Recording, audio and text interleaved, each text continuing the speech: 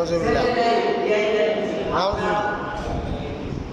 আপনার চিন্তার মন আপনার করার জন্য প্রিয় নেই, আপনার কোনো ছেলে নেই, আল্লাহ ছেলে করে দিয়েছেন। তো যখন সূরা ইন্না আপনাকে কাগজের তফসিলের মধ্যে লিখছেন আল্লাহ রাসূলকে তারা বলেছেন লেসকারা আপনার নাউজুবিল্লাহ। বড় খুশি নেই। নাউজুবিল্লাহ।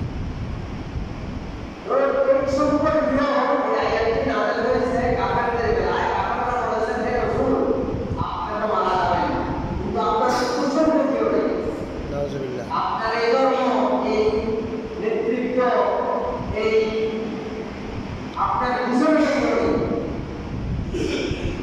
তখন আল্লাহ বলেছেন হে রাসূল তারা বলছেন যে আপনি মরে যাবেন ঠিক, কিন্তু আপনি ইন্তেকাল করবেন, আপনি চলে যাবেন, আপনি মারা যাবেন ঠিক আছে, কিন্তু তারাও তো মারা যাবে। ইন্তেকা মাইয়াতুন আপনি মারা যাবেন গেলেও কিন্তু কাফেররা তো বাঁচে থাকবে না। এই আয়াতের মধ্যে আল্লাহ রাসূলের শান সুবহানাল্লাহ। আল্লাহ রাসূল ইন্তেকাল করলেও তারা আল্লাহ রাসূলকে যে লেসকারা করতেছে সেজন্য আল্লাহ বড় একটি উপহার দিয়েছেন। আমাদের বলেছেন আল্লাহ রাসূলকে দান করেছেন আল্লাহ ইন্না কোরআনের তফসিরের মধ্যে আছে সূরা কাউসারের তফসিরে। তবে আল্লাহ বলেছেন হ্যাঁ আমার রাসূল মারা যাবে ঠিক আছে, কিন্তু তোমরাও কাফেররা আবু জাহেল, আবু লাহাব, ওতবা, শায়বা, উমাইয়া বিন খালদ তারাও তো বেঁচে থাকবে না, তারাও মরে যাবে। কিন্তু তাদের কোনো প্রত্যুষ নেই, তাদের কোনো নাম নেওয়ার মানুষ থাকবে না, তাদের নামও থাকবে না।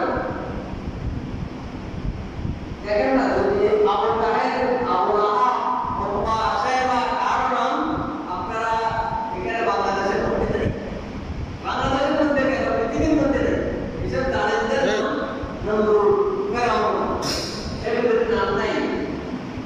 তারা কেউ রাখে না, মানুষের সেই নামও রাখে না, তাদেরকে এখন নামও দিতে পারে, তাদের নাম দিয়েও দিতে পারে, নামও সুবিধা।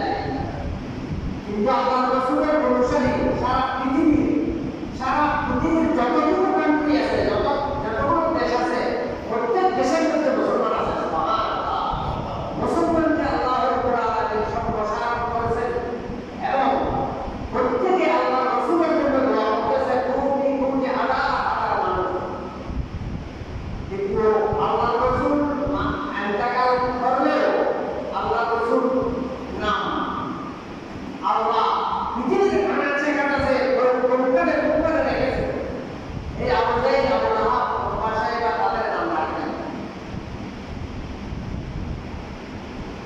যাই হোক সেই জন্য এই আয়াতটি নাযিল হয়েছে এবং আল্লাহ বলেছেন সুম্মা ইন্নাকুম ইয়াওমাল কিয়ামাতি ইনদা রাব্বিকুম তাহতাসিবুন।